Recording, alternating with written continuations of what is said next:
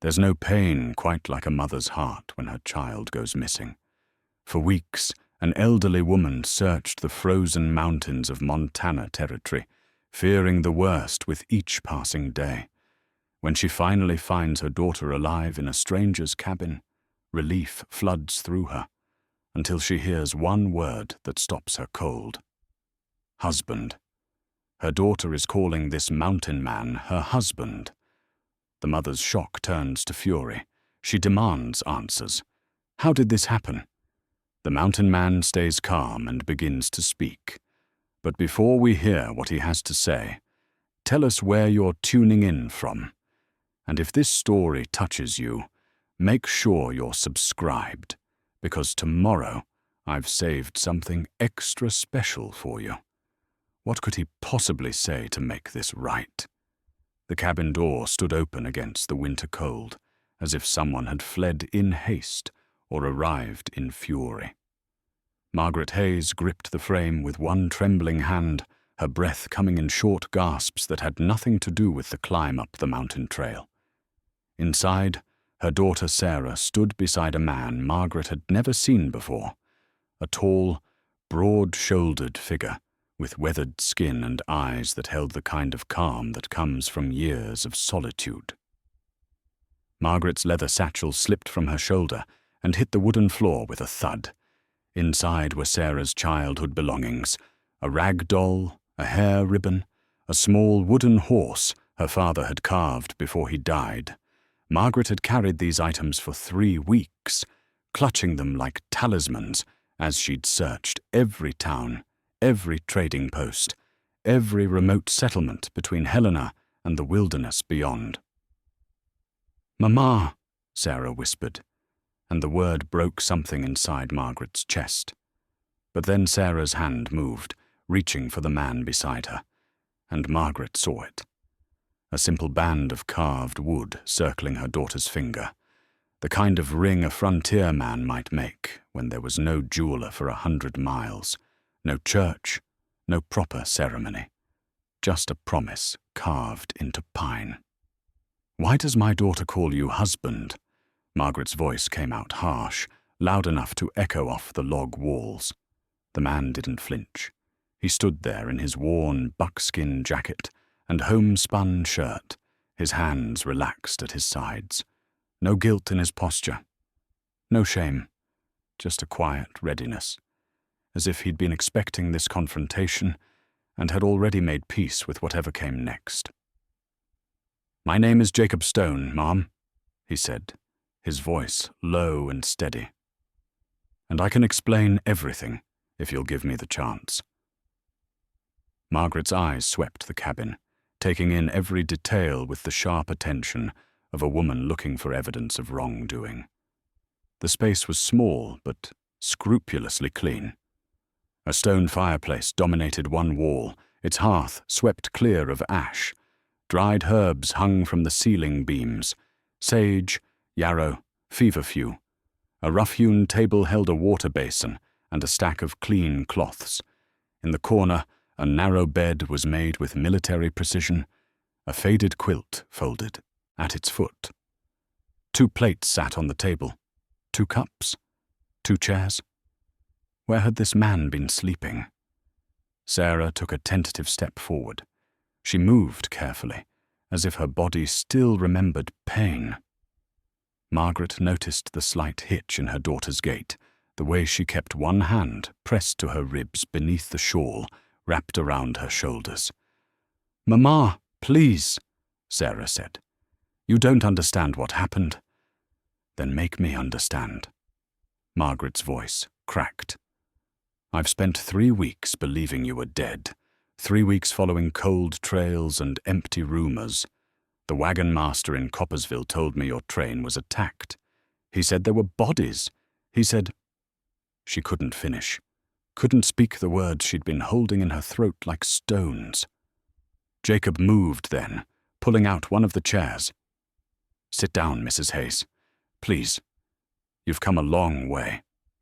Margaret wanted to refuse, wanted to grab her daughter and run, but her legs were shaking from the climb, from the weeks of walking and riding and sleeping in boarding houses that smelled of tobacco and despair. She sank into the chair, her hands gripping its edge. Jacob pulled out the second chair and sat across from her, maintaining a respectful distance. Sarah remained standing, positioned between them like a bridge neither could cross without her permission. "I found your daughter 3 weeks ago," Jacob began, "near Copper Ridge, about 15 miles south of here. There'd been an ambush on the wagon train she was traveling with. By the time I got there, the bandits were gone and most of the survivors had fled. Sarah was in a ravine, unconscious and bleeding."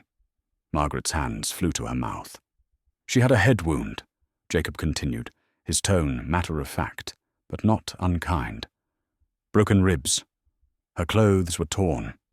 She'd been thrown from the wagon during the attack and rolled down the slope. If she'd stayed there another hour, she would have frozen to death." The room seemed to tilt. Margaret looked at Sarah, really looked at her, and saw what she'd been too angry to notice before. The fading bruise along her daughter's temple, the careful way she held herself, the pallor beneath her skin that spoke of recent illness. "The nearest town was 3 days' ride," Jacob said. "And a blizzard was coming. I could see it in the clouds, smell it in the air. I had to make a choice, try to get her to a doctor and likely lose her to exposure and fever on the trail, or bring her here where I had shelter, heat, and medicine." "Medicine?" Margaret's voice was barely a whisper. Jacob stood and walked to a shelf above the fireplace. He took down a leather bundle tied with sinew and set it on the table between them. When he opened it, Margaret saw dried herbs, roots, strips of willow bark, small clay pots sealed with wax. "I learned from a Crow medicine woman years back," he said. "After my wife died, I spent time with her people. They taught me how to heal wounds, how to break fevers, how to keep someone alive when there's no doctor for miles around." Margaret stared at the bundle, at the careful organization of it, at the evidence of knowledge passed down through generations. "Your daughter was delirious for 3 days," Jacob said quietly. "Didn't know her own name. Didn't know where she was. I kept her warm, gave her willow bark tea for the pain, changed her bandages, slept on the floor so she could have the bed." Sarah's voice joined his, soft but firm. "He saved my life, Mama. He was always respectful, always proper." Margaret's eyes burned with tears she refused to shed. "Then why?" She looked at the wooden ring on her daughter's finger. "Why this?" Jacob sat back down, and for the first time, something flickered across his face. Not quite discomfort, but a recognition of the complexity they were navigating. "That was later," he said, "after she started to heal." Sarah moved closer, kneeling beside her mother's chair. "Mama, when I woke up, I didn't remember you at first. Didn't remember Helena or home or anything before the ambush. I thought everyone was dead. I thought I was alone in the world." Margaret's hand found her daughter's, gripping it tight. "By the time my memory came back, I'd been here almost 2 weeks," Sarah continued. "And the weather. Mama, you can't imagine the snow. The cabin was buried. The trails were impassable.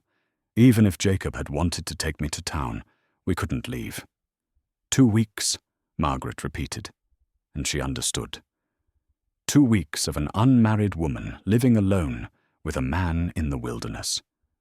2 weeks that would destroy Sarah's reputation if anyone knew. 2 weeks that would mark her as ruined, unsuitable for marriage, unsuitable for anything but scandal and whispers. "It was my idea," Sarah said, and her voice carried a strength Margaret had never heard before. "I asked him to marry me.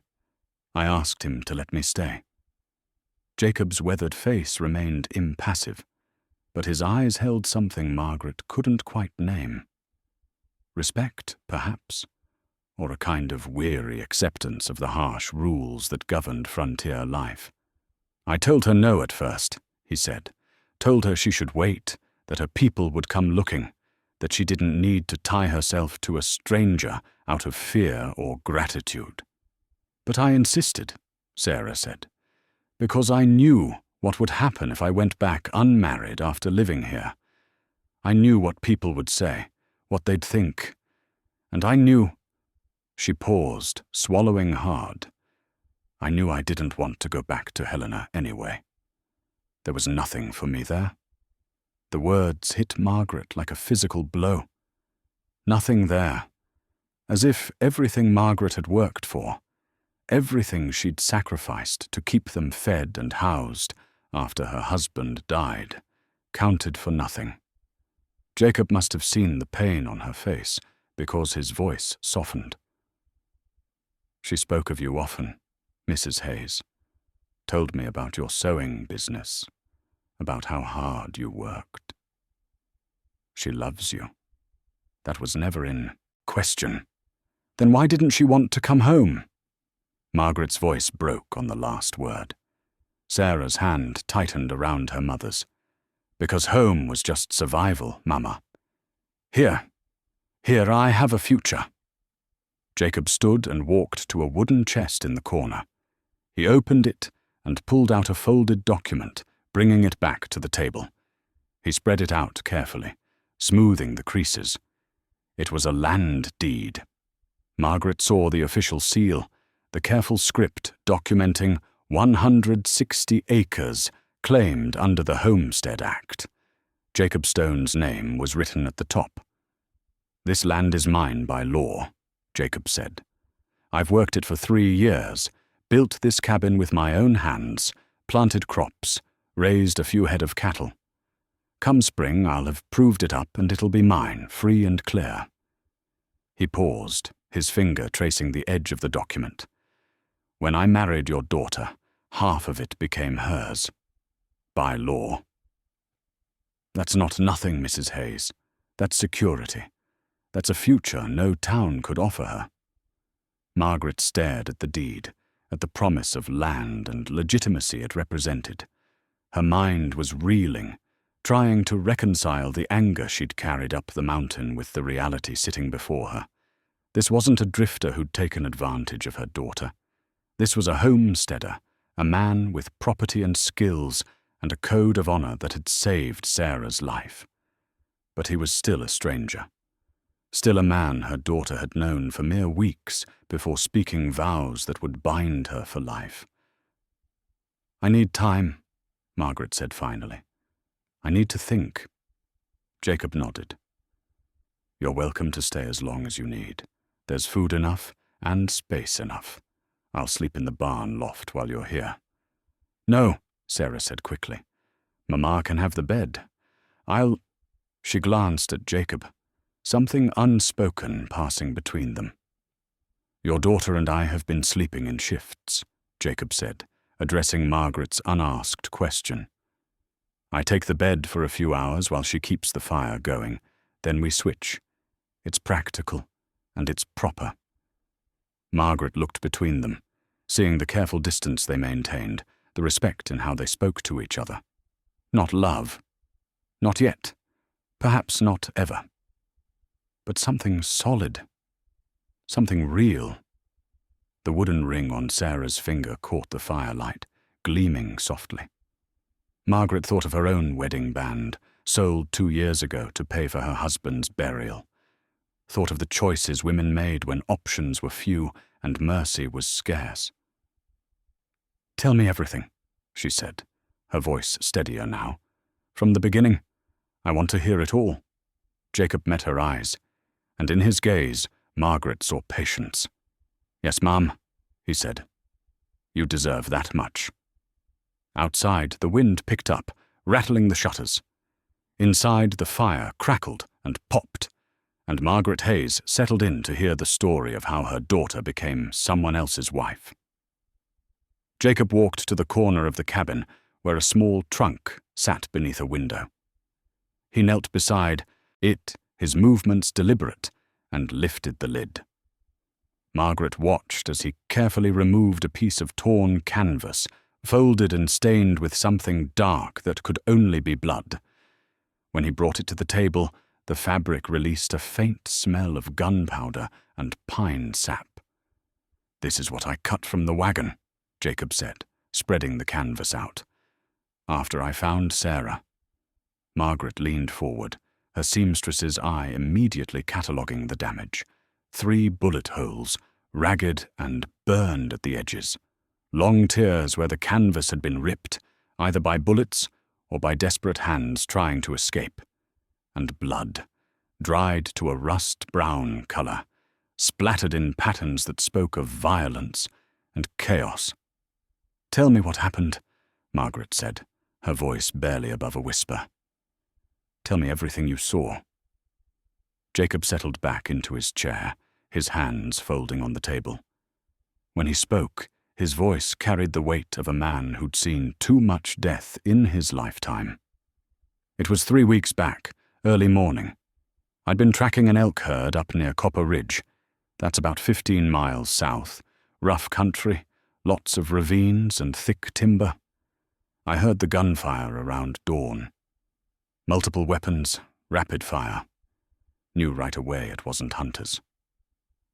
Sarah had moved to stand by the fireplace, her arms wrapped around herself. Margaret could see her daughter's face in profile, the way her jaw tightened at the memory. "By the time I got close enough to see what was happening, the attack was nearly over," Jacob continued. 4 men on horseback, armed with repeating rifles. They'd stopped a 3-wagon merchant train, killed the lead teamster before he could draw his weapon. The other drivers tried to fight back, but they were outgunned. "How many wagons?" Margaret asked. 3. 1 carrying dry goods and tools, 1 with flour and grain, 1 with passengers heading to Missoula. Jacob's eyes shifted to Sarah. "Your daughter was in the passenger wagon." Margaret's hands clenched in her lap. "How many people?" 7 passengers total. When the shooting started, the driver tried to run the wagon off the trail, thinking he could lose the bandits in the trees. But one of the horses took a bullet and went down. The wagon flipped. Sarah's voice came soft from across the room. I remember the sound it made. Like the whole world was breaking apart. Jacob nodded. I was still a 1/4 mile out, working my way through the timber. By the time I had a clear line of sight, the bandits were already rifling through the wagons. I counted 3 bodies on the ground. The lead teamster, one of the passengers who'd tried to fight, and a woman who'd been thrown from the overturned wagon. Margaret's breath caught.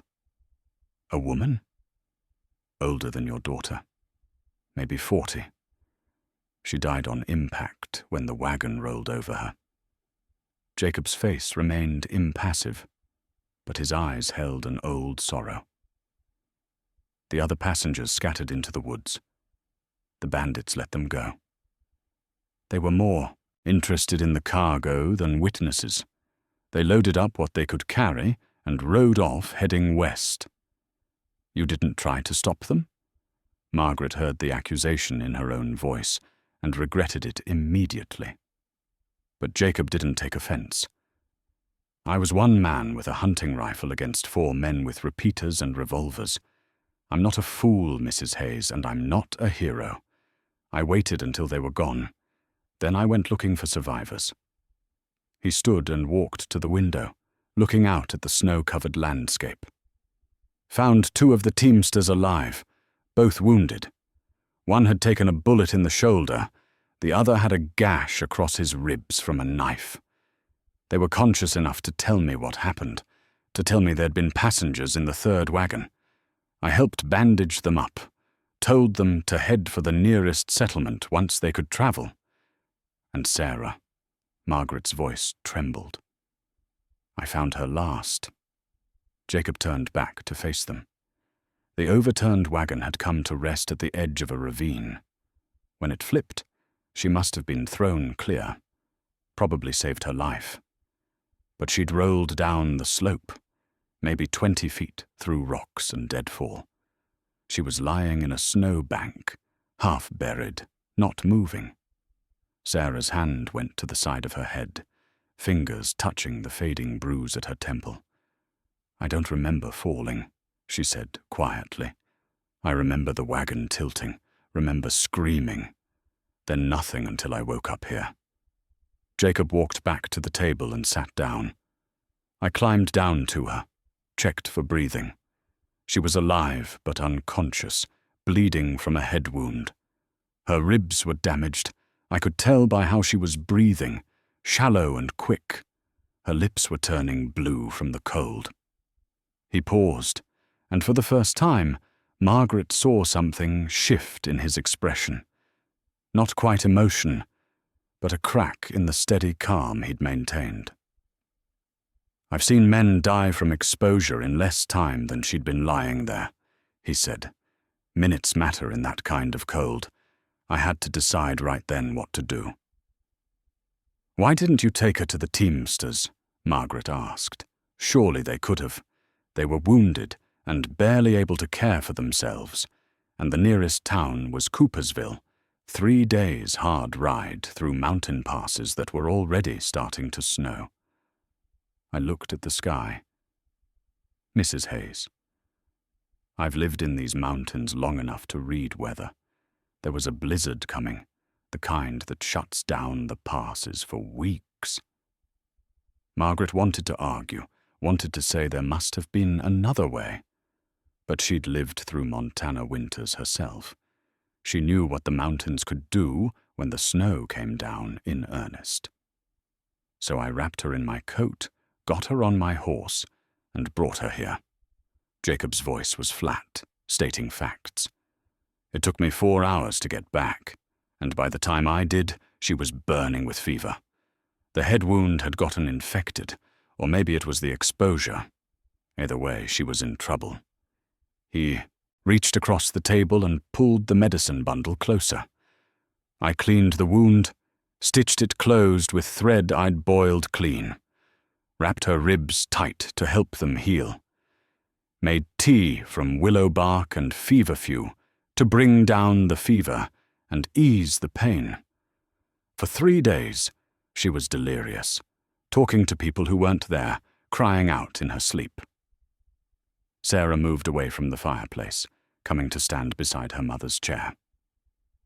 "He sat with me," she said softly. "Even when I didn't know who he was or where I was, he kept talking to me, kept telling me I was safe." Margaret looked up at her daughter, seeing the gratitude in her eyes, the trust. "On the 4th day, the fever broke," Jacob said. "She woke up clear-headed, but she couldn't remember anything. Not her name, not where she'd come from, not the attack. I told her what I knew, showed her the torn canvas from the wagon, asked if any of it sounded familiar. It didn't, Sarah said. Not at first. It was like trying to remember someone else's life.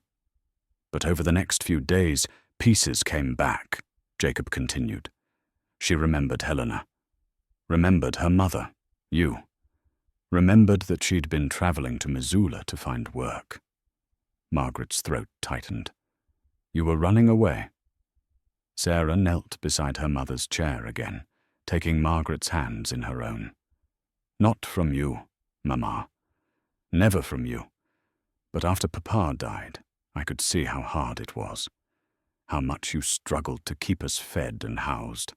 I wanted to help, wanted to earn money and send it back to you. I thought if I could find work in a bigger town. So you joined a wagon train without telling me. Margaret's voice broke. Sarah, I thought you were dead.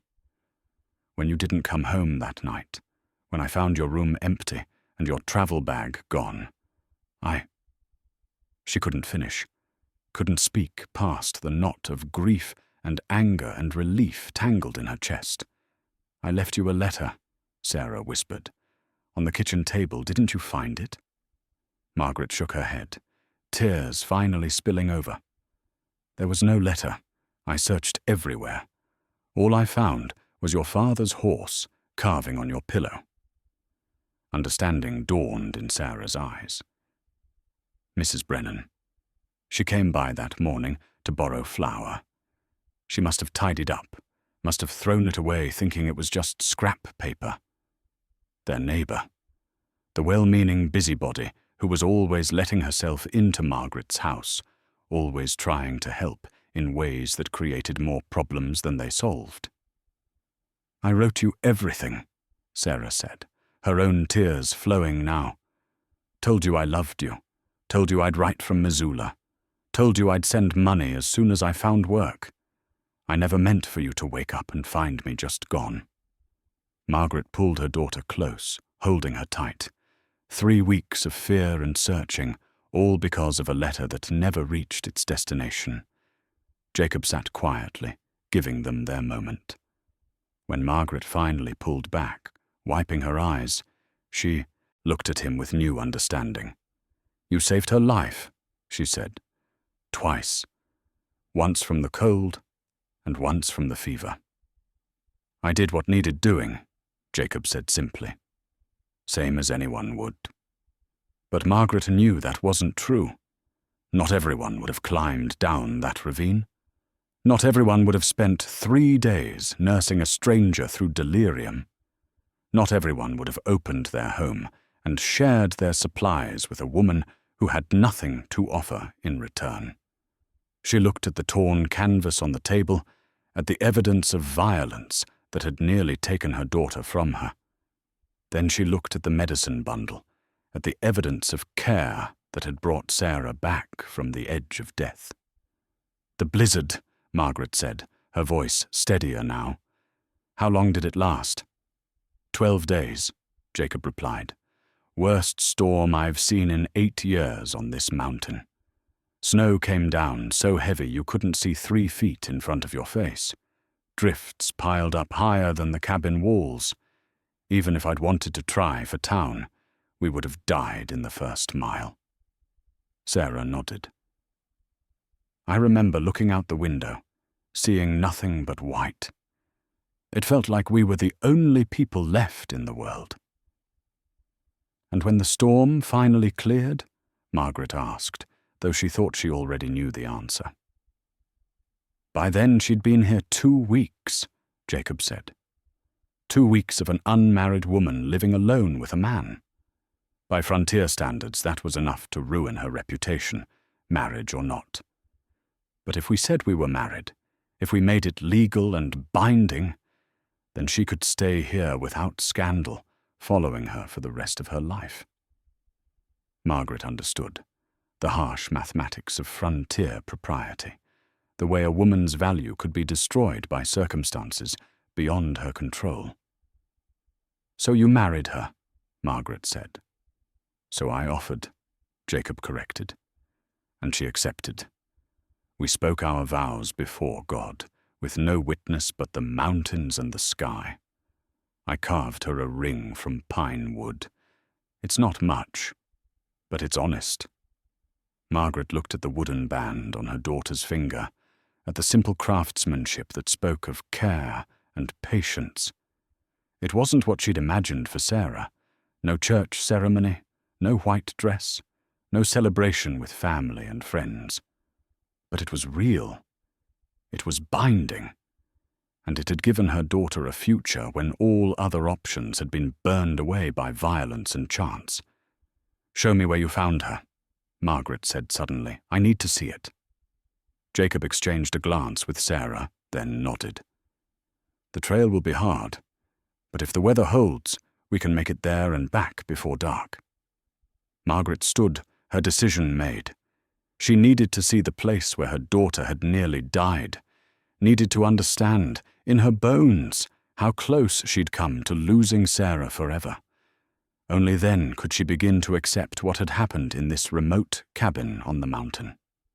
Only then could she decide whether to forgive them both for the choices they had made, without her. Morning came cold and bright, sunlight streaming through the cabin's small windows and turning the frost on the glass into patterns of crystalline beauty. Margaret woke to find Sarah already up, tending the fire and preparing breakfast. The smell of coffee and frying bacon filled the air. "Mama," Sarah said, noticing her mother stirring. "How did you sleep?" "Better than I expected," Margaret admitted, though her back ached from sleeping in the chair. She was too old for such accommodations, but she'd refused to take the bed from her daughter. Jacob came in from the barn, carrying fresh eggs in his hat. He'd clearly been up for hours already.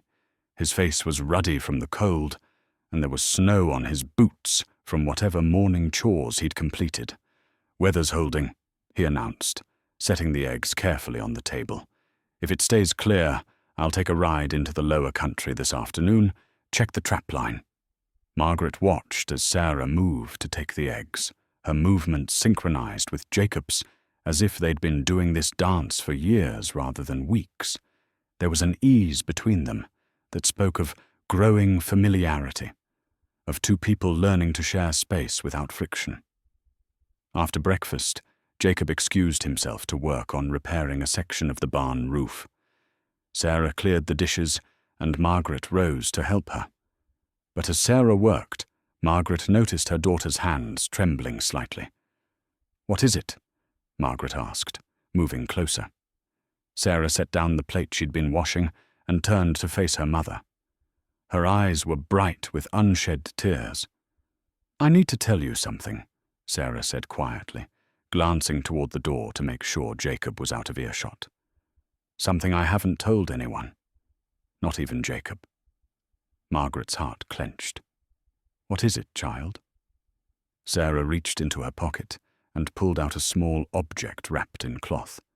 When she unwrapped it, Margaret saw a silver locket, the one Margaret had given Sarah on her 16th birthday, the one that contained a tiny portrait of Margaret and her late husband, painted in miniature by a traveling artist who'd passed through Helena years ago.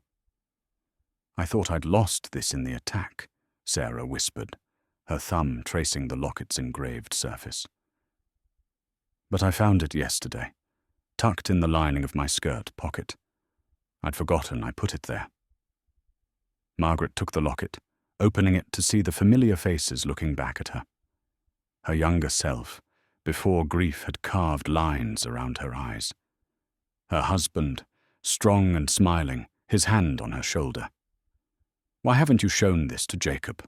Margaret asked. Sarah's tears finally spilled over.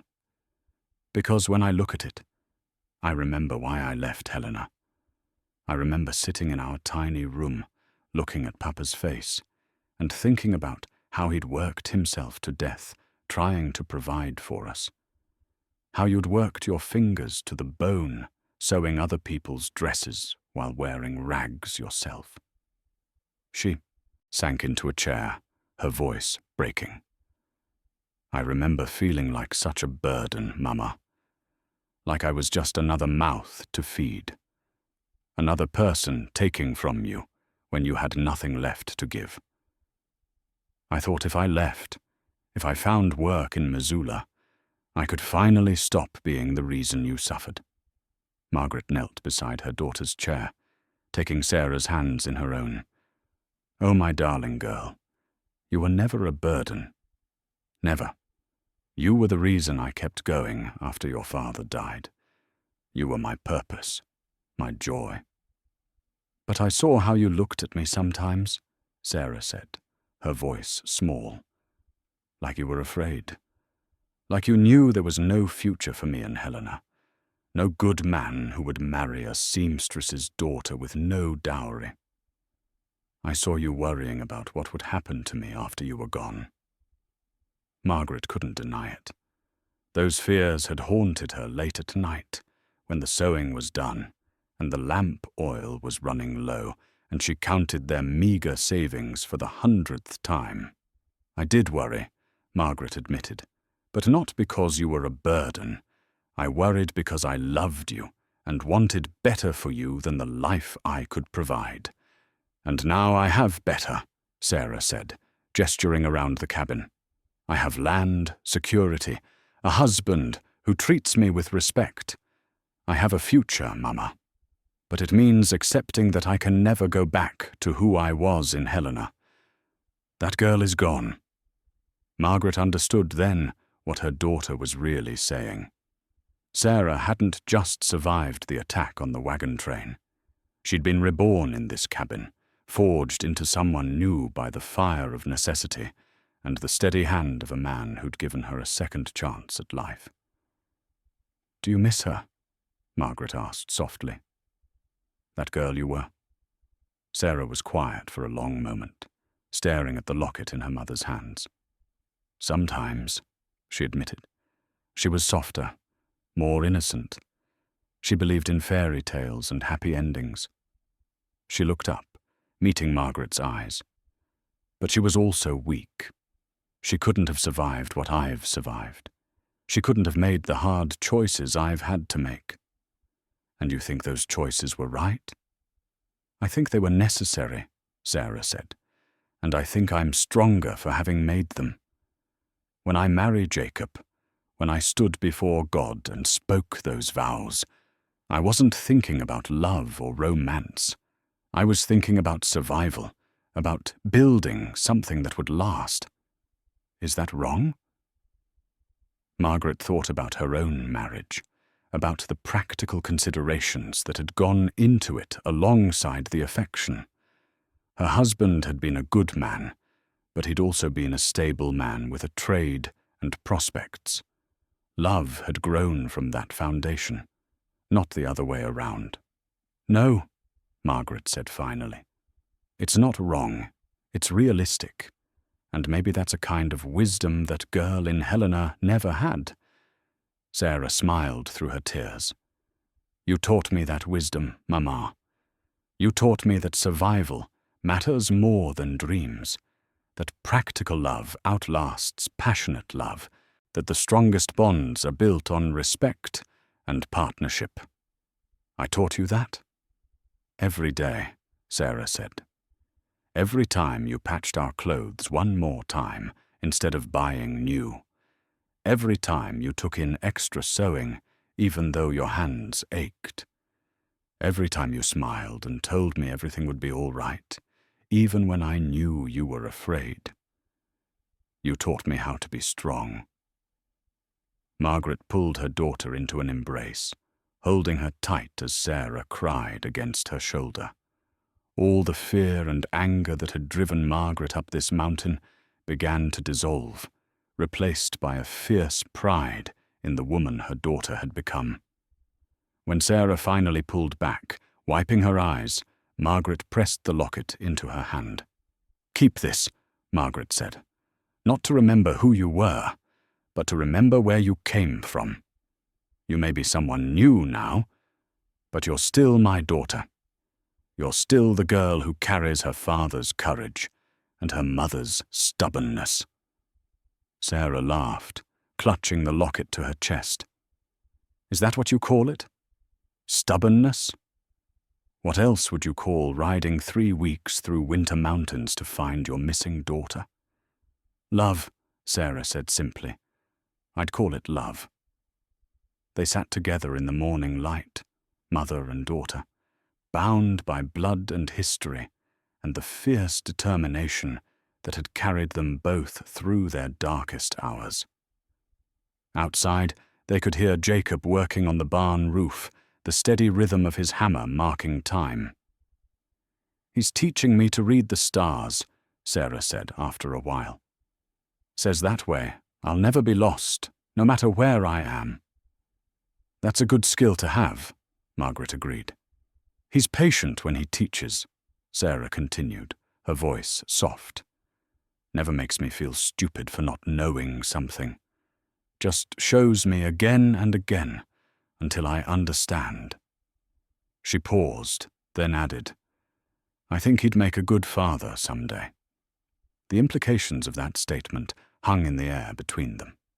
Children, grandchildren, a future that extended beyond mere survival into something resembling a real life. "Do you want children?" Margaret asked carefully. "Someday," Sarah said, "when we're more settled, when the cabin addition is built and we have more supplies stored. Jacob says we should wait at least a year, make sure we can provide properly." She smiled. He's cautious that way. Thinks everything through.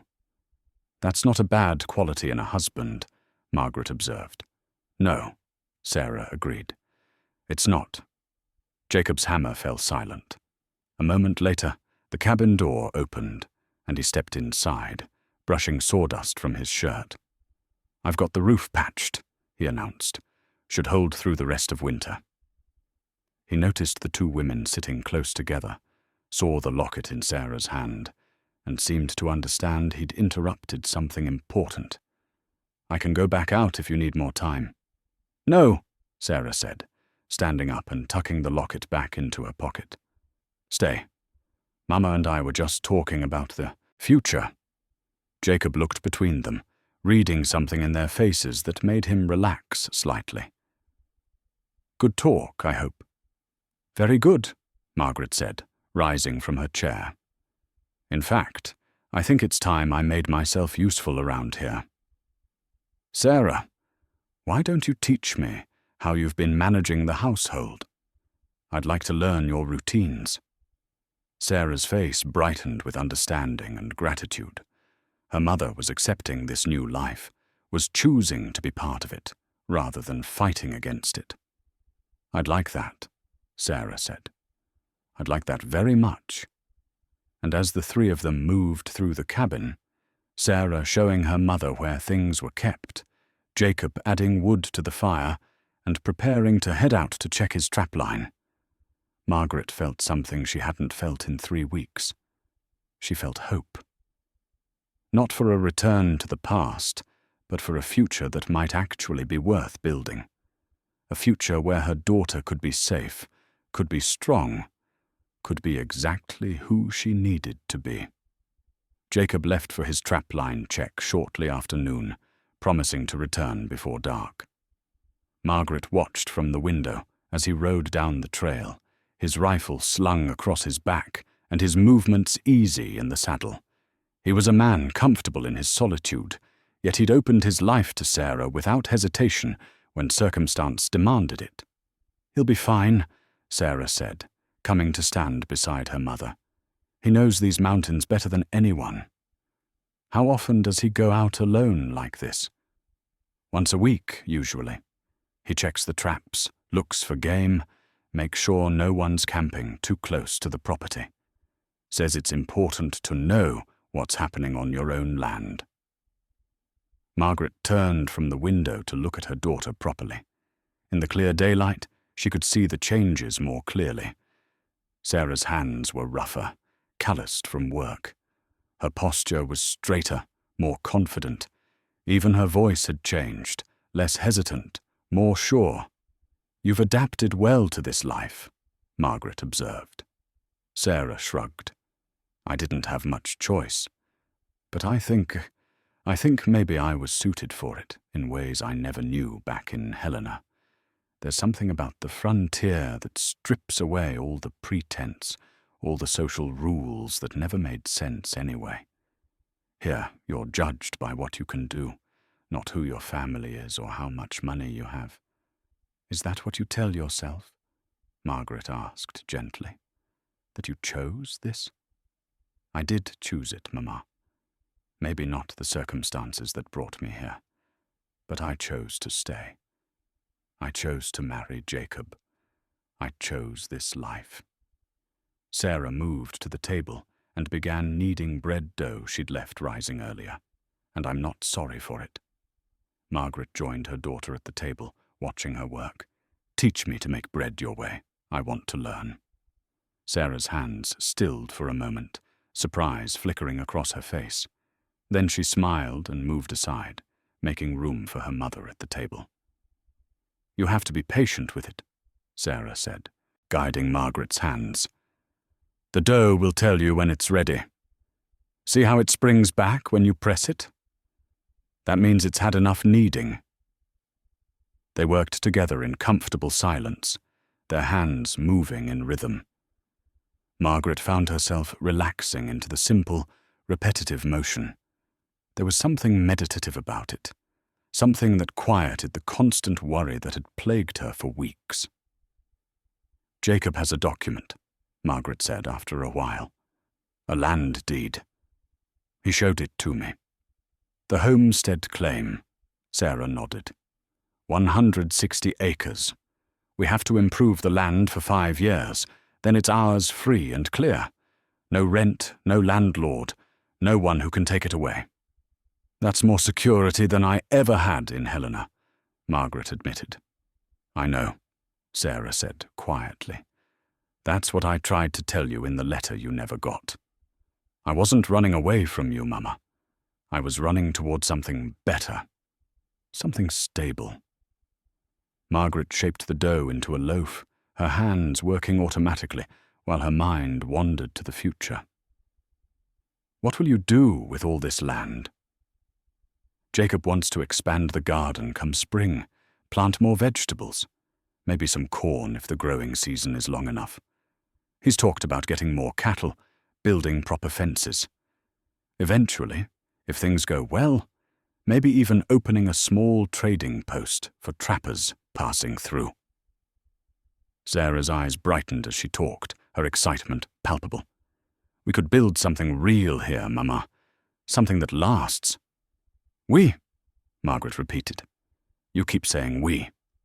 Sarah looked at her mother, understanding dawning. I mean Jacob and me.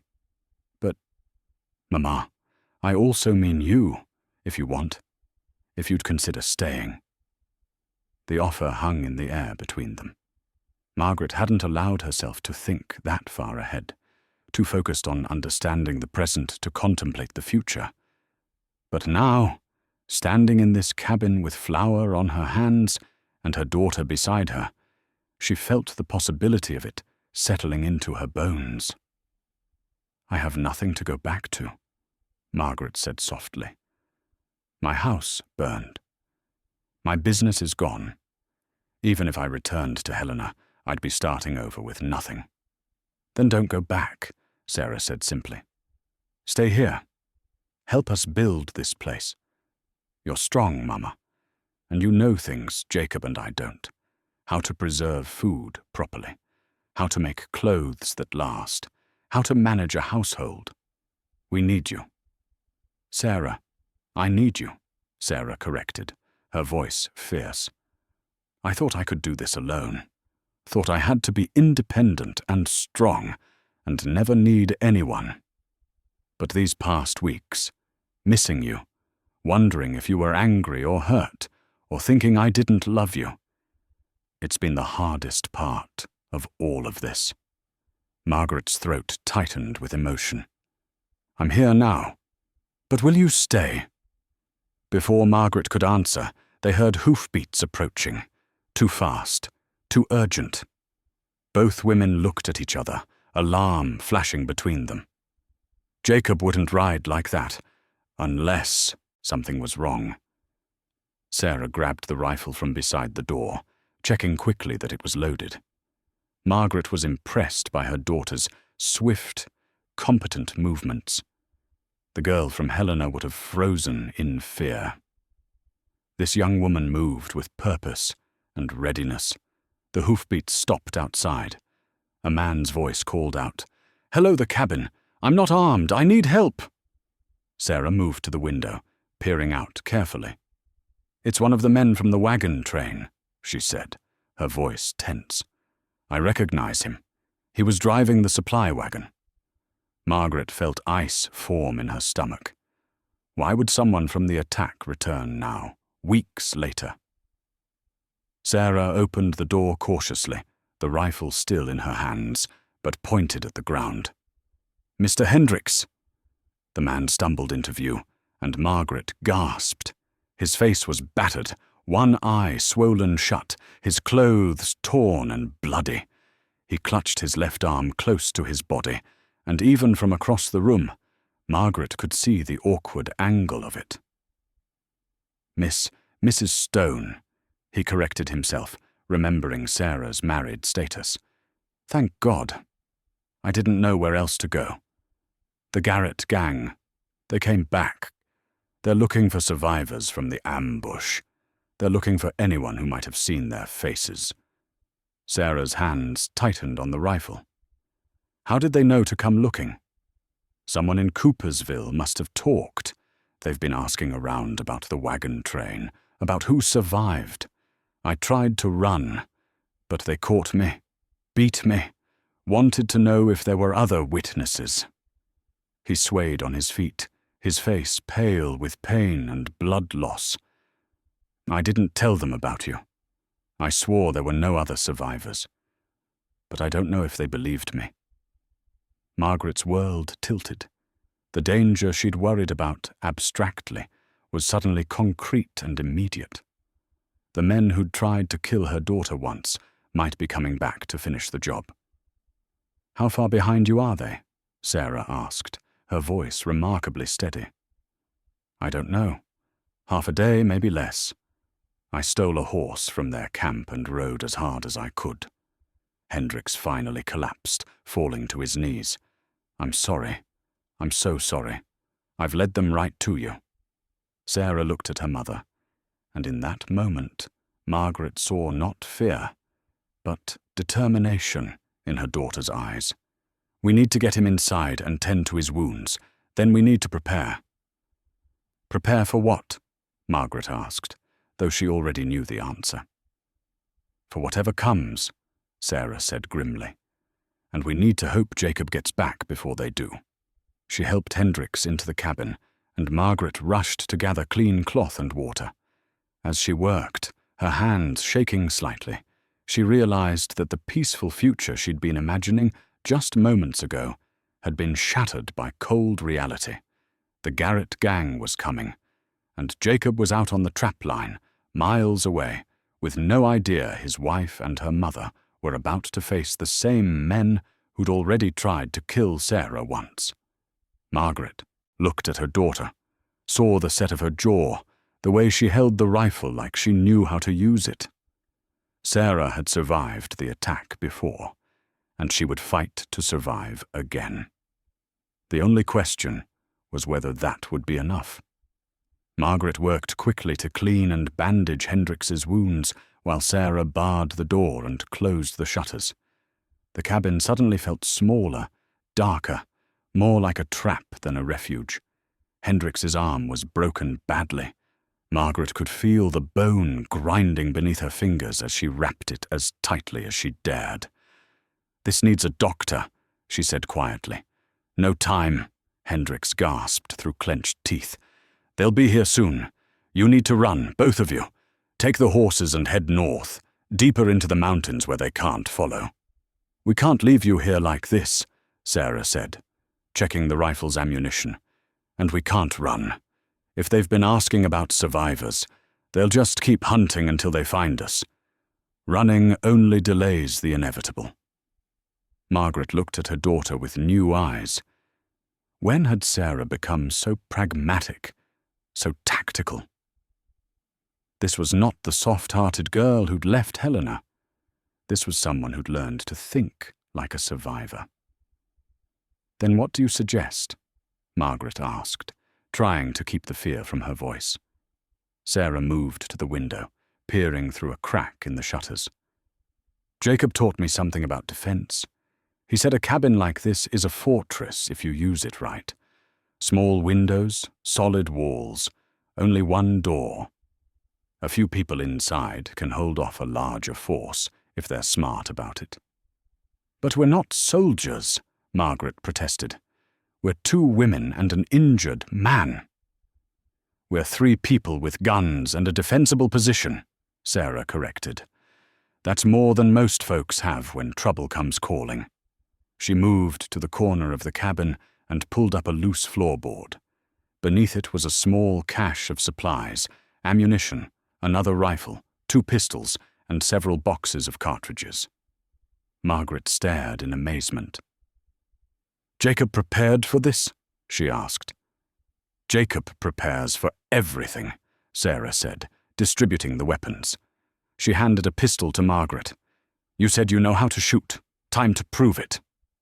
Margaret took the weapon, feeling its weight in her hand. She'd fired her husband's pistol a few times at targets behind their house in Helena, but she'd never pointed a gun at another human being. The thought of it made her hands shake. "Mama," Sarah said gently, placing her hand over her mother's. "I need you strong right now. Can you do that for me?"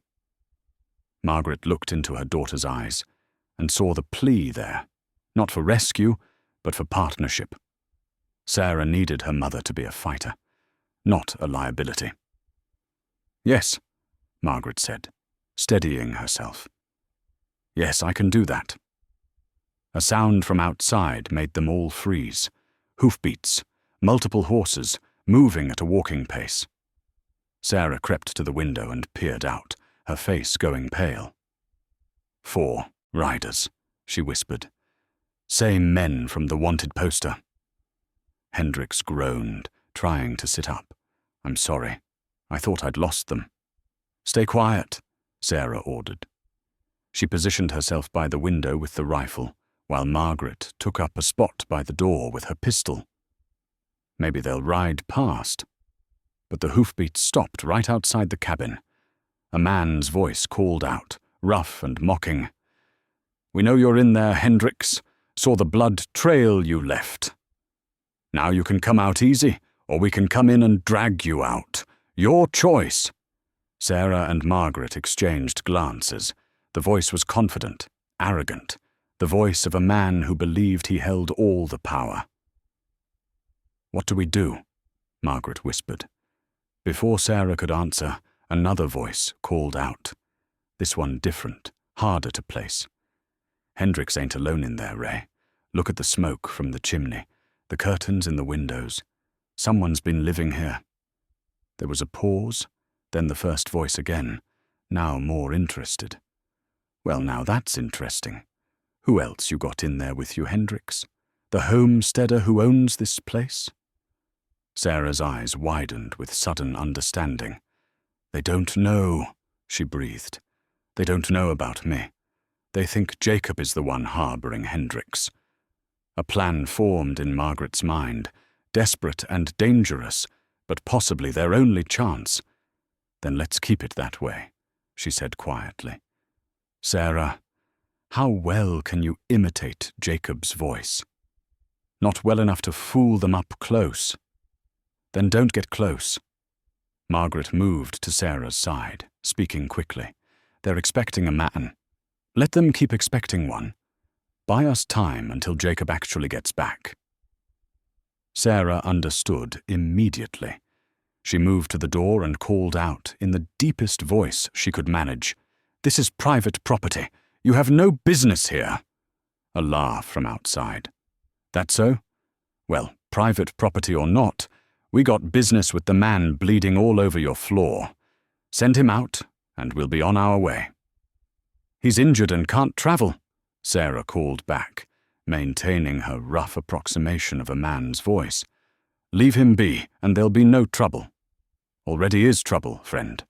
See, Mr. Hendricks here saw our faces during a little misunderstanding a few weeks back. Can't have witnesses running around talking to marshals, you understand. Bad for business." Sarah looked at her mother, then at Hendricks. The teamster's face was grey with pain and fear, but he shook his head firmly. "Don't give me up," he rasped. "They'll kill you all anyway once they have me." Margaret knew he was right. Men like the Garrett gang didn't leave witnesses. Ever. The voice outside came again, now with an edge of impatience. "Tell you what, friend. You send out Hendricks, and we'll give you something for your trouble. Say, $50 for your inconvenience." Sarah didn't respond. Margaret could see her daughter's mind working, calculating angles and possibilities. "No? How about 100?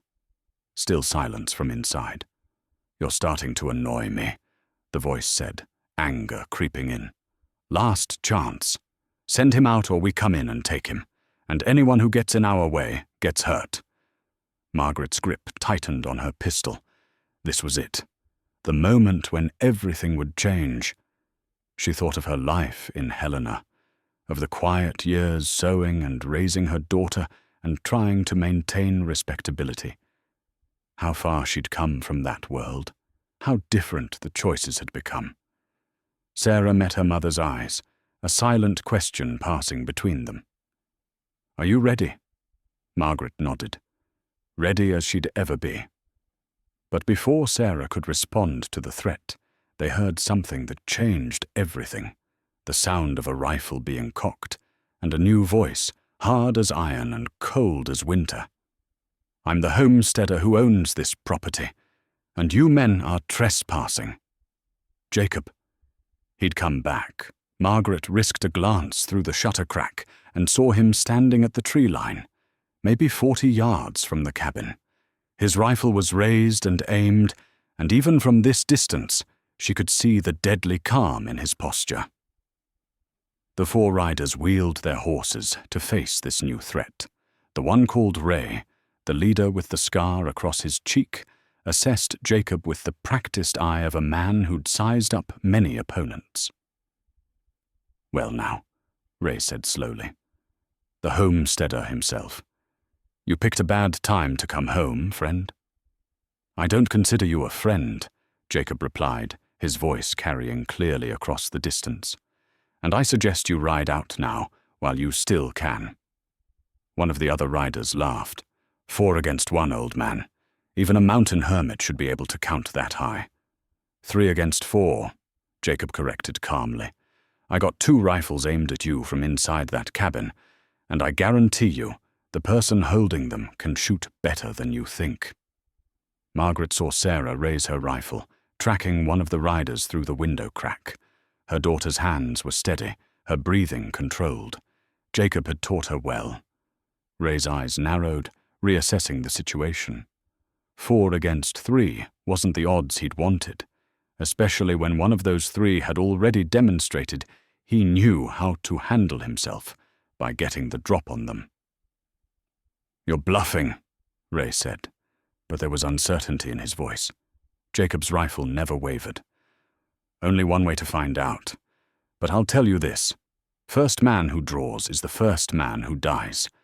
And I promise you, it won't be me." The standoff stretched out, tension thick enough to cut. Margaret could hear her own heartbeat, could feel the weight of the pistol in her hand.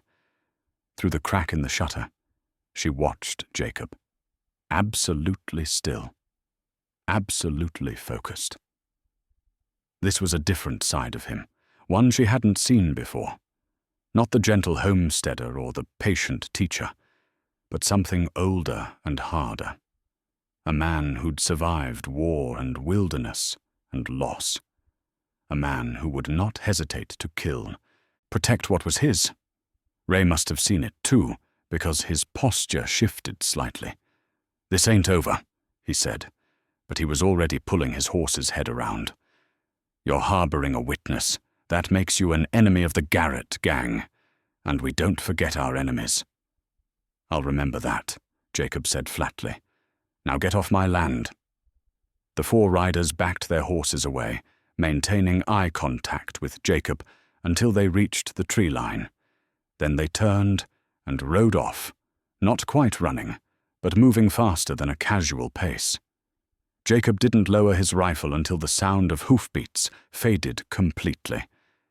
Then he walked quickly to the cabin door, knocking sharply. "Sarah, it's me. Open up." Sarah threw back the bar and yanked open the door. Jacob stepped inside, his eyes immediately sweeping the cabin, taking in Hendrix's condition, the weapons in the women's hands, the defensive positions they'd taken. "You did good," he said simply, then turned to Hendrix. "How badly are you hurt?" "Broken arm, some ribs maybe. Lost some blood." Hendrix tried to sit up straighter. "I'm sorry, Stone. I didn't mean to bring them here. I didn't know where else to go." "You did right," Jacob said, already moving to examine the injuries. He glanced at Margaret. "You're bandaging?" "Yes." "Good work. Clean and tight. He'll live." Jacob looked back at Hendrix. "But we've got a bigger problem now. Ray Garrett doesn't make idle threats. If he said this isn't over, he meant it. They'll be back, probably with more men." Sarah set down her rifle, her face pale but composed. Then what do we do? Jacob was quiet for a long moment, his weathered face thoughtful. When he spoke, his voice was heavy with the weight of difficult choices. We have two options. We run, pack up what we can carry, abandon the homestead, and head for the nearest settlement with a marshal.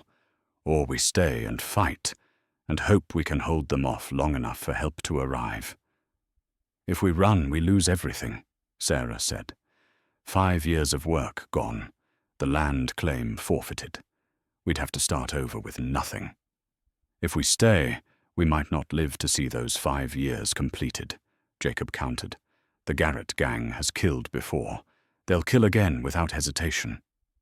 Margaret listened to them discuss their options, these two people who'd built something fragile and precious on this mountain. She thought of Sarah's words earlier, about building something that lasts, about having security and a future, and she thought about her own life, about always running from trouble, always choosing survival over standing ground. It had kept her alive, but it had also cost her everything she'd tried to build. I vote we stay, Margaret said quietly.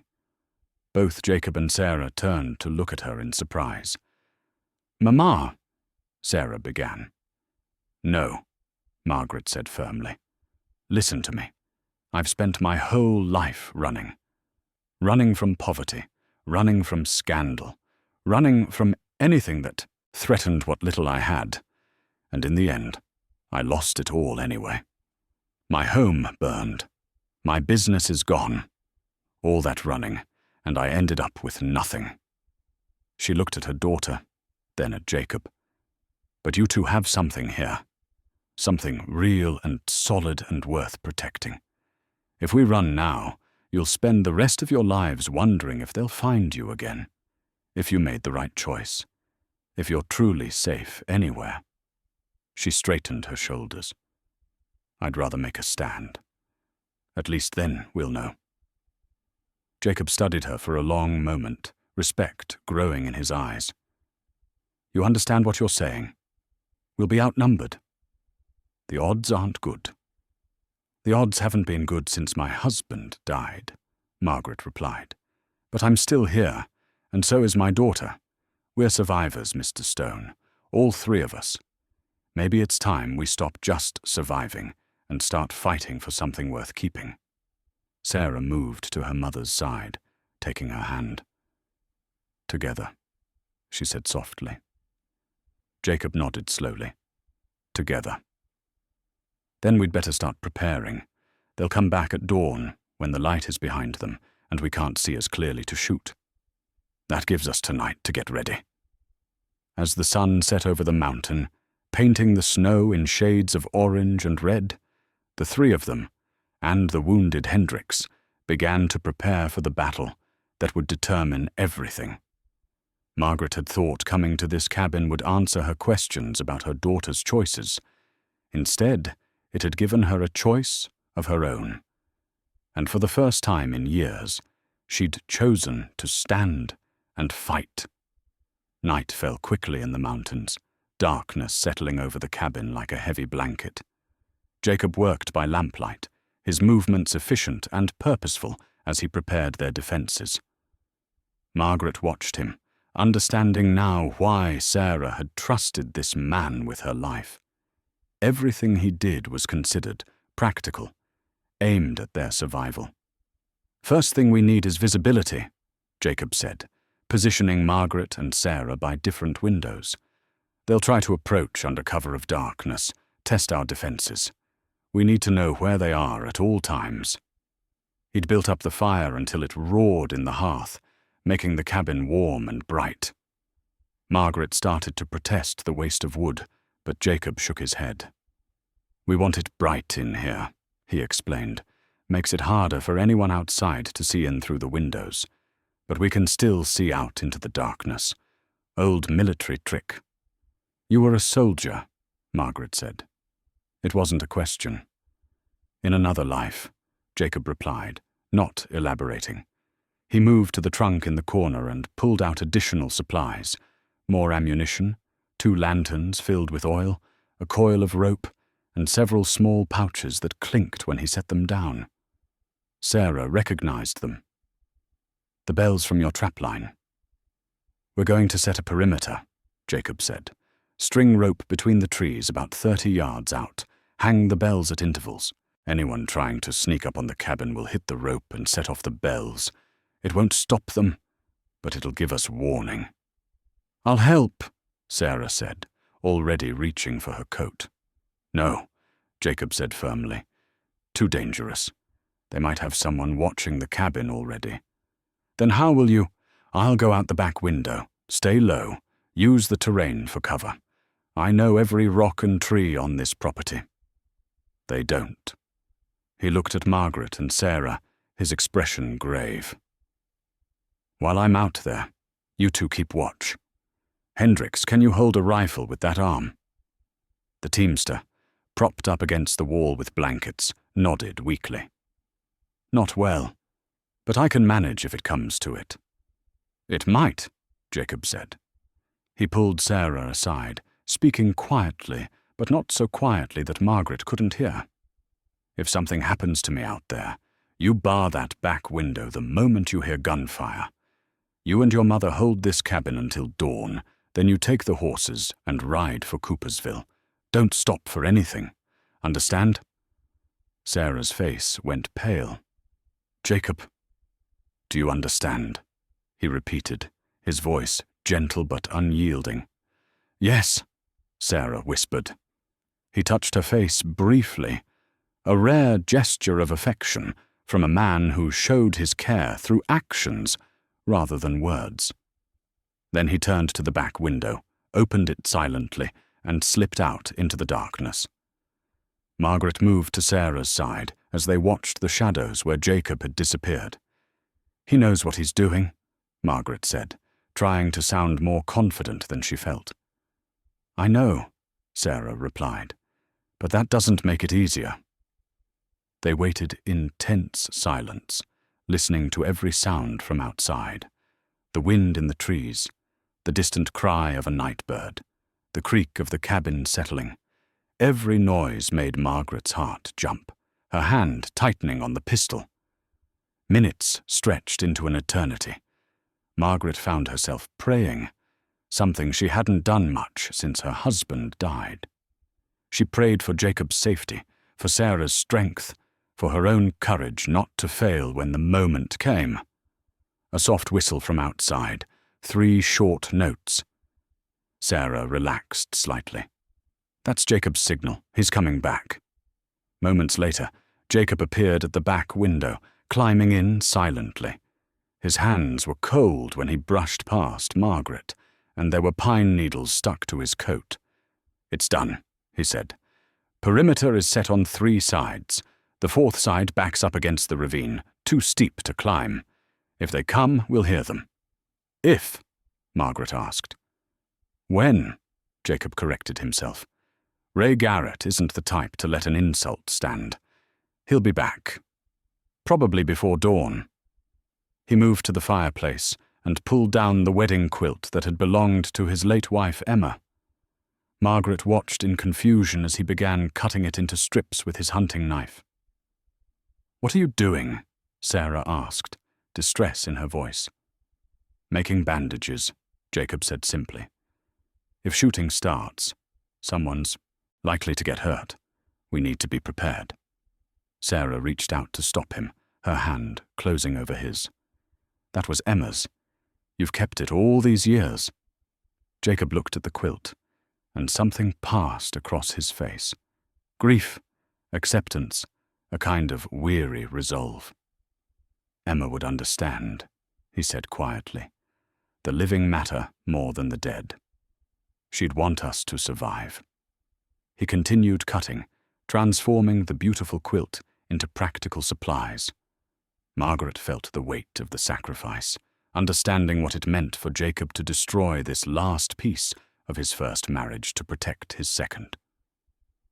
Sarah sat down beside him, taking up some of the strips and rolling them into tight bundles. "Tell me about her," she said softly. "About Emma." Jacob's hands paused in their work. Why now? Because I'm wearing her husband's ring, sleeping in her home, living the life that should have been hers. And because if tomorrow goes badly, I want to know who came before me.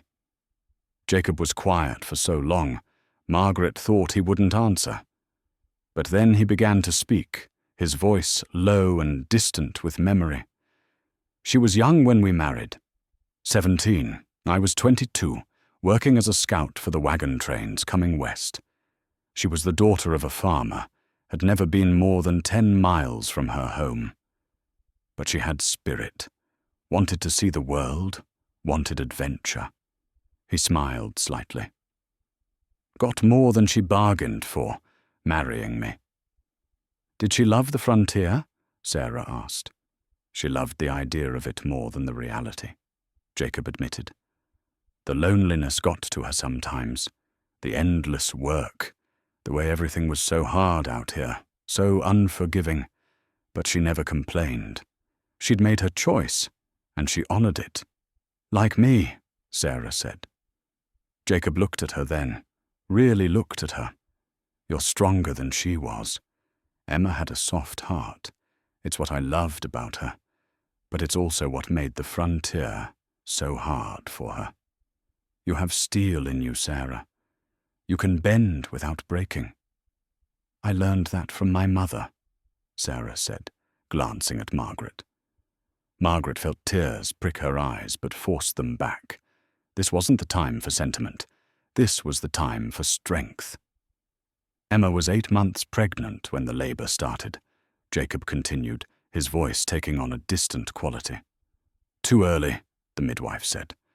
But babies don't wait for convenient timing. She labored for 2 days, fought so hard. But the baby was turned wrong, and there wasn't anything anyone could do. He set down the quilt strips, his hands shaking slightly. I buried them on the hill overlooking the valley, promised them I'd make this land into something worthy of their sacrifice. Spent 8 years keeping that promise, building this place, making it secure and productive, and his voice broke. And then you came, Sarah, and I had to decide whether to lock my heart away forever or risk caring about someone again. Sarah took his hand, holding it tight. I'm glad you chose to care. So am I, Jacob said. Even if tomorrow brings trouble, even if this is all we get, I'm glad. Margaret watched them together, this unlikely couple bound by necessity, but growing into something genuine. She thought of the wooden ring on Sarah's finger, carved from pine, because there was nothing else available. How it symbolized everything about their relationship. Simple, practical, but crafted with care and meant to last. The night deepened. They took turns keeping watch, 2 people awake at all times while the third rested. Margaret took the first watch with Jacob, both of them stationed at windows facing different directions. You raised a good daughter, Jacob said quietly, his eyes scanning the darkness. She raised herself, mostly, Margaret replied. After her father died, I was so focused on keeping us fed and housed that I didn't have time to teach her much beyond basic survival. That's the most important lesson there is, Jacob said. Everything else is just details. They were quiet for a while. Then Margaret asked, What will you do if we survive this? Will you stay here, or will you think about moving somewhere safer? This land is mine, Jacob said simply. I've proved it up fair and square, built everything here with my own hands. I won't be run off by outlaws who think they can take what isn't theirs. If we survive tomorrow, I'll petition the territorial marshal for help tracking down the Garrett gang. Make sure they can't threaten anyone else. And if we don't survive? Jacob looked at her, his eyes reflecting the firelight. Then at least we went down fighting for something that mattered. That's more than most people can say. Margaret thought about that, about the difference between survival and having something worth surviving for. She'd spent so many years just trying to get by, to keep her head above water, that she'd forgotten what it felt like to fight for something bigger than immediate necessity. But here, in this cabin with these people, she remembered. Around midnight, one of the bells rang, a sharp, clear sound that cut through the quiet. Everyone came instantly alert, weapons raised, eyes fixed on the windows. They waited, barely breathing.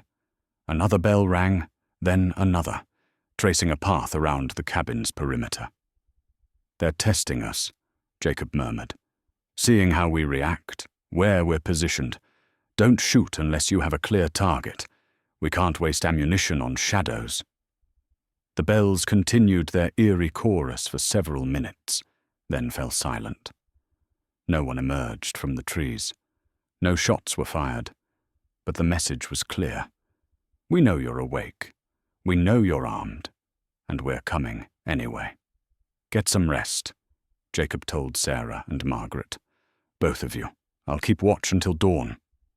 "I'll stay with you," Margaret said firmly. "You can't stay awake all night and fight in the morning. We'll take shifts, 2 hours each." Jacob looked like he wanted to argue, but he nodded. "2 hours, then. Wake me if anything changes." Sarah lay down on the bed, though Margaret doubted she'd sleep. Hendricks was already dozing fitfully by the fire, his face drawn with pain even in sleep. Margaret settled into her watch position, her pistol resting in her lap, her eyes fixed on the darkness beyond the window. She thought about the life she'd left behind in Helena, the small room above the dressmaker's shop, the endless hours bent over needle and thread, the constant worry about making rent. That life had burned away, and maybe that wasn't entirely a tragedy. Maybe it was a chance to build something new, something worth fighting for. The night wore on. Margaret counted the hours by the position of the stars through the window, by the way the moon tracked across the sky. She and Jacob traded watch shifts twice more before the first grey light of dawn began to brighten the eastern sky. "They'll come with the sunrise," Jacob said quietly, checking his rifle one last time. "When the light is behind them and in our eyes." "We're ready," Margaret said, and was surprised to find she meant it. Sarah woke, splashed cold water on her face, and took up her position by the window. Hendricks struggled to sit up, cradling his broken arm but gripping a pistol in his good hand. The four of them waited as the sky lightened, as the darkness gave way to dawn. Somewhere out in those trees, the Garrett gang was preparing their attack. But inside the cabin, 3 people who'd found each other through chance and necessity were preparing to defend what they'd built together. Margaret checked her pistol one more time, making sure it was loaded and ready. She thought of her daughter beside her, strong and capable. She thought of Jacob, calm and steady as stone. She thought of the future they might have if they survived this day, and she made peace with whatever was coming. The sun broke over the mountain, painting the snow in shades of gold and crimson, and in that beautiful, terrible light, the Garrett gang came riding out of the trees. The world narrowed to sound and smoke and the desperate need to keep shooting. Margaret fired again and again, her shots driving back the riders who tried to approach her window. She wasn't trying to kill, wasn't sure she could live with herself if she did, but she was making it costly for them to come close. From Jacob's position came the steady crack of rifle fire, each shot deliberate and aimed. He'd dropped one rider's horse, sending the man tumbling into the snow. The outlaw scrambled for cover, limping badly. Sarah's rifle barked twice in quick succession. Margaret heard a man cry out in pain, heard the sound of a body hitting the ground.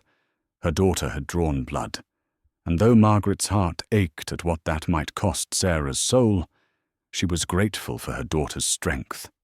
The riders wheeled away, regrouping at a distance. One man was down completely, not moving. Another was wounded, clutching his shoulder and swearing viciously. Ray Garrett's face was twisted with rage as he realized his easy victory wasn't materializing. "Reload," Jacob ordered, his voice cutting through the ringing in Margaret's ears. "Quick as you can. They'll try again." Margaret's hands shook as she fumbled with the ammunition, trying to remember the steps Jacob had taught her just hours ago. Sarah moved to help her mother, her own hands steady despite having just shot a man. "You're doing fine, Mama," Sarah said quietly. "Just keep them at a distance. That's all we need to do." Hendricks had managed to fire a few shots from his position despite his broken arm, though the recoil had clearly caused him agony. His face was grey with pain, but his eyes were fierce. "How much ammunition do we have left?" Margaret asked. Jacob didn't look away from the window. "Enough if we're careful. They can't keep this up forever either. Sooner or later, they'll have to decide if Hendricks is worth dying for." But Ray Garrett wasn't ready to give up. He'd dismounted now, and the remaining able riders were doing the same. They were going to try a ground assault, using the trees for cover, making themselves harder targets. "Smart," Jacob muttered. "Makes it harder for us to see them coming." The second assault came more slowly, more methodically. The outlaws advanced from tree to tree, laying down covering fire for each other, working their way closer to the cabin.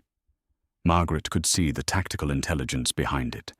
This was how soldiers fought, not random bandits. "Ray Garrett was military," Jacob said, reading her thoughts. "Confederate cavalry, if I had to guess. He knows what he's doing." A bullet punched through the shutter near Margaret's head, showering her with splinters. She fired back blindly, heard Jacob snap at her to hold her fire. "Don't waste shots," he said. "Let them come closer if you have to.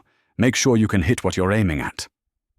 It went against every instinct to let the danger approach, but Margaret forced herself to wait, to breathe, to track the shadows moving through the trees. When she fired next, her shot was measured and true, sending an outlaw diving for cover. Sarah's rifle cracked again. "Got one in the leg," she reported, her voice clinical. "He's down but not out." They were winning, Margaret realized with a surge of hope. The outlaws were taking casualties while the defenders remained unharmed. Maybe Jacob's strategy of fortifying the cabin would actually work. But then everything changed. One of the outlaws had worked his way around to the barn, unseen in the chaos. He lit a torch. Margaret caught the flash of flame and hurled it onto the barn's roof. "No!" Jacob's voice was anguished. "The horses!" The barn wasn't as fire-resistant as the cabin. Within seconds, flames were licking up the wooden walls. The horses inside began to scream, a sound that cut through Margaret's chest like a knife. Jacob made a decision in an instant. "Sarah, take my position. Margaret, cover me. I have to get the horses out." "Jacob, no!" Sarah grabbed his arm. "It's too dangerous." "Those horses are our way out if we need to run. Without them, we're trapped here." He pulled away from her, heading for the door. "I'll be quick. Just keep them off me." He threw open the cabin door and ran for the barn, moving in a crouch. Margaret and Sarah fired frantically, trying to suppress the outlaws, trying to give Jacob the cover he needed. Ray Garrett saw the opportunity and took it. He rose from behind his cover and aimed carefully at Jacob's running form. Margaret saw it happening as if in slow motion, saw Ray's finger tightening on the trigger, saw Jacob still 20 feet from the barn, completely exposed. She didn't think. She stood, exposing herself in the window, and fired at Ray Garrett. Her bullet caught him in the side, spinning him around. His shot went wild, missing Jacob entirely. But another outlaw, seeing Margaret exposed, fired at her. Margaret felt something punch into her shoulder, hot and sharp. She staggered backward, the pistol falling from her nerveless fingers. "Mama!" Sarah's scream seemed to come from very far away. Margaret looked down and saw blood spreading across her dress, dark and wet. She tried to stay standing, but her legs wouldn't hold her. As she fell, she saw Jacob reach the barn, saw him throw open the doors and disappear into the smoke. Then Sarah was there, catching her mother, lowering her gently to the floor. Margaret could see tears streaming down her daughter's face, could feel Sarah's hands pressing against the wound, trying to stop the bleeding. "I'm all right," Margaret tried to say, though she wasn't sure the words came out properly. The battle continued around them, but Margaret's world had narrowed to her daughter's face above her, to the pressure of Sarah's hands trying to hold her together, to the strange detached feeling spreading through her limbs. She'd been shot. Actually shot.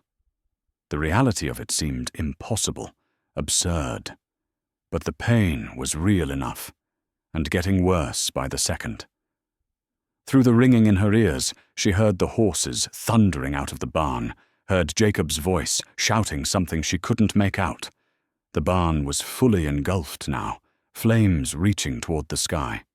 Sarah was talking to her, saying something urgent and important, but Margaret couldn't quite focus on the words. Her mind was drifting, sliding away from the pain and chaos into something quieter. "Not yet," she told herself fiercely. "Not yet. Sarah needs me." She forced her eyes to focus, forced herself back to consciousness. Her daughter needed her strong, needed her to fight. So Margaret fought. She fought the darkness pulling at her, fought to stay present, fought to keep breathing. Around them, the battle for the cabin continued. But inside, mother and daughter clung to each other, refusing to let go. Margaret woke to sunlight streaming through clean windows and the smell of pine and fresh bread. For a moment, she couldn't remember where she was or why her shoulder ached with a deep, persistent throb. Then it came back to her in pieces. The battle. Being shot. Sarah's face above hers, streaked with tears and smoke. The sounds of gunfire slowly fading as the outlaws retreated, their leader wounded, their numbers depleted, their will to fight broken. She was lying in the bed by the fire, covered with blankets and bandaged so thoroughly she could barely move her left arm. Sarah sat in a chair beside her, dozing with her head resting on the edge of the bed. "Sarah," Margaret whispered. Her daughter's eyes flew open, instantly alert.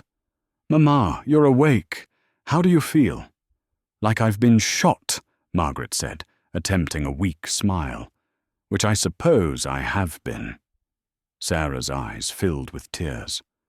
"I thought I'd lost you. When you fell, when I saw all that blood—" She couldn't finish. Margaret reached out with her good hand and took her daughter's fingers. "I'm here. I'm all right." "You saved Jacob's life," Sarah said. "Your shot hit Ray Garrett, threw off his aim. If you hadn't—" She swallowed hard. "You saved him, Mama. And then he saved you." "What happened?" Sarah settled back in her chair, but kept hold of her mother's hand.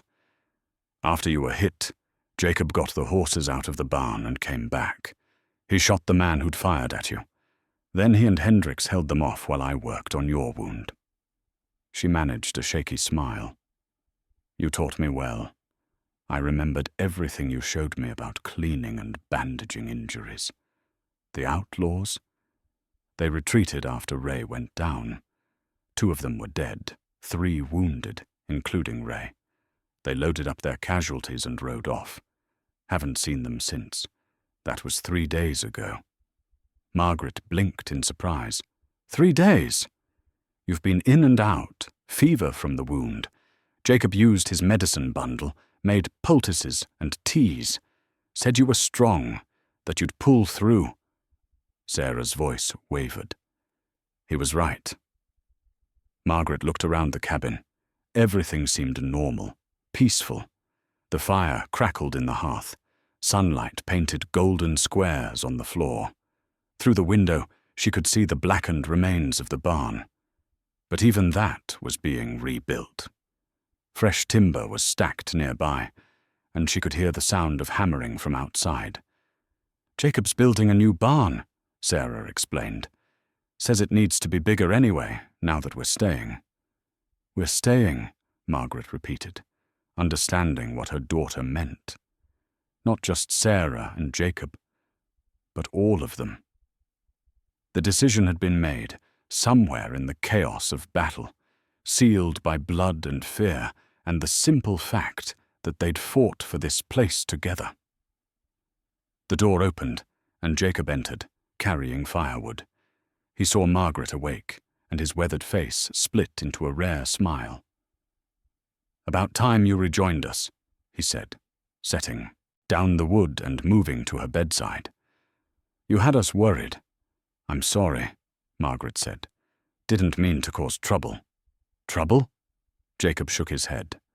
"Woman, you saved my life and helped drive off the Garrett gang. I'd say that's the opposite of trouble." He checked her bandages with gentle hands, nodding approval at Sarah's work. "Healing clean. Another week and you'll be up and moving around. Just don't try to do too much too soon." "What about the gang? Will they come back?" Jacob's expression darkened slightly. "Possibly, but I doubt it. They lost too many men, and Ray Garrett is badly wounded. Word I sent to Coopersville 3 days ago. Marshals forming a posse to track them down. Between our testimony and Hendrix's, they'll hang for murder and robbery." He paused. "Your shot was good, Margaret. Very good." Margaret felt a complicated mix of emotions. She'd shot a man, had aimed to kill. That it was in defense of her family didn't make the weight of it any lighter. "I did what I had to," she said quietly. "We all did," Jacob agreed. "And now we get to keep living because of it." Over the next week, Margaret's strength slowly returned. She graduated from bed to chair to short walks around the cabin. Jacob had purchased a new family Bible in town, and one evening he presented it to her and Sarah. Inside the front cover, written in Jacob's careful script, were 3 names: Jacob Stone, Sarah Stone, and Margaret Hayes. Below that, he'd noted their marriage date and Margaret's arrival date, calling it her second beginning. Margaret traced the words with her finger, feeling the permanence of ink on paper. This was her family now, not by blood alone, but by choice and sacrifice. They'd fought together, bled together, survived together. Spring arrived gradually, melting the snow and revealing the brown earth beneath. The new barn rose timber by timber, larger than the old one. Margaret helped where she could, her injured shoulder healing slowly but surely. One afternoon, Jacob took them to the hillside overlooking the valley. 3 wooden crosses stood there, weathered but strong. Jacob had carved them during the long nights of winter, one for Emma and his stillborn son, one for Margaret's late husband, and now a third, blank for now, but waiting. "For whoever goes next," Jacob explained, "so none of us are alone up here." Margaret understood. They'd become a family forged by frontier necessity, bound by mutual respect and the simple determination to survive. Not the family any of them had planned, but perhaps the family they all needed. Sarah stood between her mother and her husband, one hand in each of theirs. The wooden ring on her finger caught the sunlight, glowing warm against her skin. She'd grown so much in the months since leaving Helena, stronger, more confident, more herself. "What do you think Papa would say?" Sarah asked softly. "About all of this?" Margaret thought about her late husband, about the dreams they'd had for their daughter. None of those dreams had included a remote mountain cabin and a marriage born of necessity. But looking at Sarah now, healthy and strong and genuinely content, Margaret knew the answer. "He'd say we did well," Margaret replied. "He'd say you found what matters most." "What's that?" Sarah asked. "A place to belong, people to love, land to call your own." Margaret smiled. A future built on more than just survival. They stood together on the hillside as the sun set over the valley, painting the snow-capped peaks in shades of orange and gold. Below them, smoke rose from the cabin's chimney, steady and sure. The new barn stood half-finished, a promise of continued growth and prosperity. Margaret thought about the woman she'd been when she climbed this mountain weeks ago, angry, frightened, determined to tear her daughter away from what she saw as a terrible mistake. How wrong she'd been, how much she'd misunderstood. Sarah hadn't lost her future on this mountain. She'd found it. And in finding her daughter, Margaret had found something unexpected for herself. A second chance at family, at purpose, at a life that meant more than just enduring until the end. "Come on," Jacob said, his voice warm. "Let's go home." Home. The word settled over Margaret like a blessing. Not the home she'd lost in Helena, but a new home built on this rugged land by people who refused to give up. They walked down the hillside together, three people who'd become a family through fire and fear, and the simple choice to stand together when it would have been easier to run. The wooden crosses stood sentinel on the hill, honoring the past while the living moved toward the future. And in the valley below, the cabin waited, small and sturdy and filled with the light of coming evening. A place of safety, a place of belonging, home.